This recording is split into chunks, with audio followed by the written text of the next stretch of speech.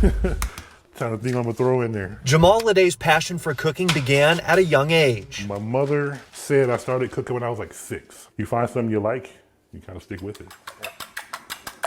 He also has a passion for serving others. That's what happens in a military family. Jamal's dad served in the Air Force for nearly 23 years. Growing up in it, it becomes part of your life. Jamal would later go into the Army as a cook. We used to have all the guys lined up and you work in the grill and you do 10 at a time. Right now, one of Jamal's sons is serving in Oklahoma. If you don't get nothing else out of it, you learn what it takes to make it in the world. Because the world can be kind of unforgiving. After his time in the Army, Jamal began working as a chef in kitchens across Texas. I know how to lead, but not necessarily how to manage. I love the back of the house, not necessarily the front of the house. Everything changed early last year when the COVID-19 pandemic took hold. I was working for a catering company, and then they just, when it really hit, everything was shut down. I didn't have a job. He started his own cleaning business with some help from his mom, who just retired. And she had all her cleaning equipment, and she was like, "Hey, I'm done." And I said, "Can I have your cleaning equipment?" By the end of the year, he had a few clients, but needed some help with things like sales and marketing. To use a restaurant analogy, the front of the house stuff. The little things that, keep business owners up at night. Jamal teamed up and became a franchise partner with OpenWorks, a national facility management and commercial cleaning provider. We step in and, do a lot of the back end things so that he can really focus on just doing a great job. Jamal has plans to double his business next year and is in the process of hiring more employees. But it all comes back to one of his main passions. You just serve others. The business will be successful. You'll be successful because you're serving others. And if you don't make $1 million, but at least in your heart, you did something special for other people.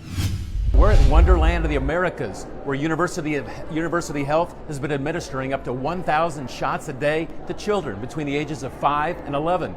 And there's been a surprise bonus.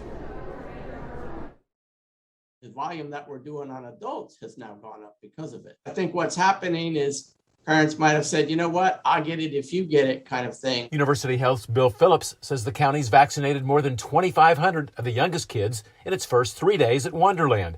Meanwhile, the city won't start giving children in that age group vaccines until Wednesday at the Alamo Dome. Why has Metro Health had to wait till tomorrow to start? Metro Health always starts later than the county, and we use the official paperwork that the CDC tends to send out several days after the announcements. There's another factor slowing the city down too, according to Dr. Junda Wu. We are on paper at our vaccine sites. We do not have the ability to go in and just change our electronic health record. It's different at the county, which is fully computerized. 100%.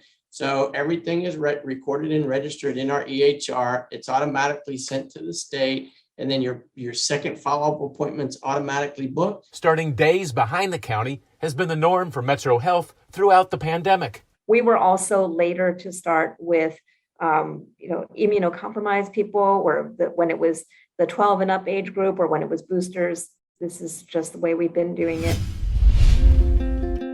This fundraiser takes place in Cibolo, Texas. It's just a fun run. You can walk, run, crawl, bring your dogs, bring the kids. It's a real nice community event because so many different entities from the community actually take part in it. For example, we have Orange Theory doing the warm-up.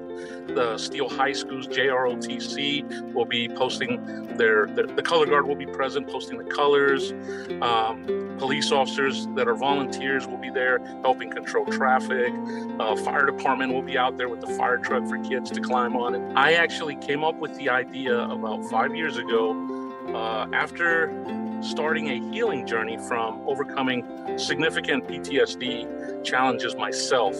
And once I kind of started getting it together and healing with the help of a community, the church, and just some really awesome friends and my loving wife, I decided I wanted to give back somehow.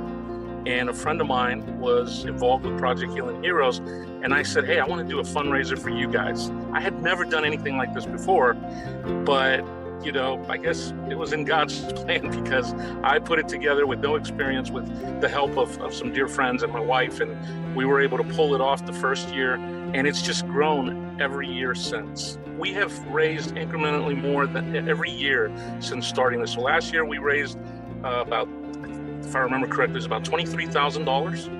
And so we're shooting for 30K this time. The money that is raised for Project Healing Heroes during this fundraiser will be used to expand the programs that it already has to reach out to combat veterans and first responders and their spouses.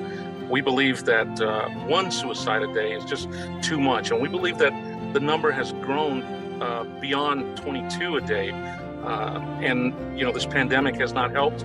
It's not good to isolate for anyone, but especially for those dealing with mental health issues and trauma-related injuries. And so we have started an online program where every Thursday night we meet at 7 p.m. Where we bring these folks on, combat veterans, first responders, the spouses group, and that's just a forum for us to get together. We call it Make the Connection. And that's just one of the programs that Project Healing Heroes has in trying to reach out to this population to help these guys, in the best way we can.